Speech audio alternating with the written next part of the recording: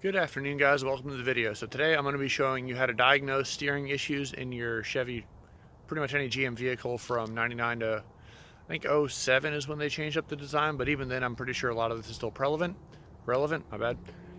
So I'm going to go ahead and jack up the truck real quick and I will show you exactly what to look for, and then I'm replacing some components as well. Alright, so we have both sides of the truck jacked up. As you can see, one side's up a little bit over. I have the jack's not quite centered, not a big deal. The wheels aren't coming off yet. So I learned this from a shop that I took the truck to go get the alignment done, and it turns out I have some worn suspension components, even though they're actually pretty new. I bought some cheap branded stuff, and that's the issue.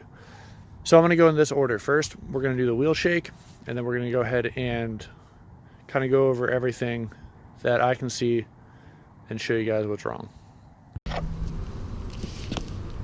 Alright, so I switched you guys over to the GoPro real quick to show you the first issue. So to check a wheel bearing, you want to grab the wheel on the top and on the bottom and go up and down. And as you can see, there's no movement except for the whole truck because, again, it's a little bit precariously balanced, but that's whatever. The next test, so wheel bearing is good on this. The next test, you want to go side to side. So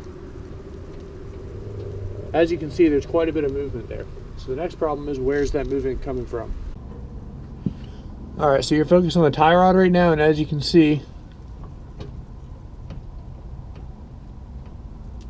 there's a little movement in there. These tie rods are relatively new, however, that's not supposed to be there. You can also see my CV boot has broken right there. That's a separate issue and under warranty for the part, so I'm actually getting replacements of those. But these tie rods have less than 20,000 miles on them, and they're from Yovotech off Rock Auto. Said to be I believe these are the economic replacement ones, so I mean, you get what you pay for, but that's definitely not supposed to be there. So that's the first issue. Now let's go check the other side, and there's a few more parts I want to point out. So before we continue, I want to point out this is the idler arm.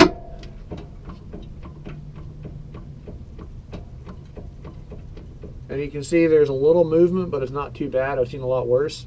So that one I'm not going to worry about right now. However, that's probably needs to be replaced in the next service interval. Alright, so we're going to do the same test over on the driver's side now. So first we're going to do up and down to see how this wheel bearing is. I don't know if you can see that, but there's actually quite a bit of movement in there, which is not good. So this wheel bearing is dead. I found that out a while ago, so I actually have new parts we're going to be installing in this video. Now for the side to side. Same issue, quite a bit of lateral movement that should not be there. So over on this side, I just want to point out there's a Pitman Arm, which is located, that right there is the Pitman Arm, and that connects from your steering box to the actual, this shaft right here. I don't remember the name off the top of my head. As you can see, well, sorry, it's hard to do with the camera. But as you can see, there's not too much wear on that either, so I'm not going to worry about that Pitman Arm right now, which is right there. However, what I do need to worry about is these tie rods and this wheel bearing are a huge issue. Now, for those of you that saw my last video with the trailer, obviously this was a problem while I was towing. I didn't know that at the time, which is why I'm taking care of it now. However, had I known this, I probably wouldn't have done that drive. I'm glad everything stayed together okay. But I've been noticing looseness in my steering to where it kind of feels like it's floating on the road. I'll be holding it one direction, it'll kind of start to drift a little to one way and drift a little bit the other way. And this is definitely what the issues are at hand that's causing that. I thought it was my alignment because maybe the wheels were towed in a little bit. However, this is definitely the problem. So without further ado, that's the diagnosis bit of this video. But that's all you came for. Then you can go click away now. The rest of this is going to be installing stuff. So I'm doing the wheel bearing and I'm doing my tie rods. Pretty easy task. I'm going to go ahead and take off this wheel and everything, and then we'll get on it, all right? So I'm going to go and throw you on time lapse. This isn't really a how-to video. I'm just going to be doing the work, and you guys can follow along.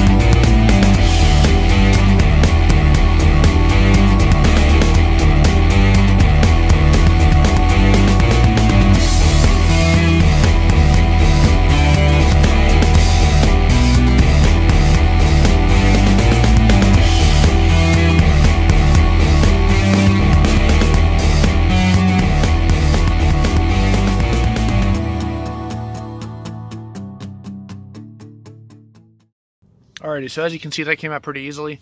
That's the old one right there. This one is the new one. I went ahead and went with Moog Problem Solver. This is one of their heavy-duty ones, allegedly. I like Moog. I've not had any problems with them. They're off Rock Auto as well. Amazon also sells them.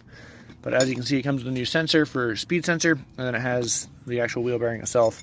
So hopefully I don't have any more issues out of this thing. We're going to go ahead and install this real quick on another time lapse, and then we should be good to go. So after that, I'm going to go ahead and start working on the tie rods right there. But so far so good. That came out really easy. I did it on the Prius, and this knuckle right there is made out of aluminum, and this is made out of steel, and they made it together very, very solidly. So this has been a breeze in comparison.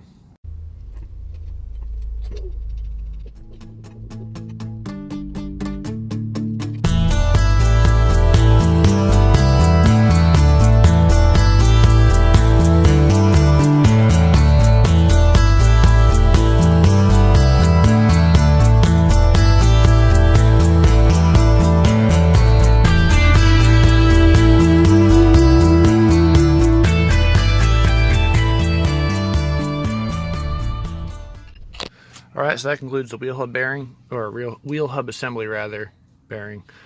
This is what was really bad, but as you can see, spinning, no movement, nice and stiff, which is just what we want. So, as you can see, boots are good and everything. Next up, we're going to go knock out this tie rod real quick, just so you can see the movement is right in there.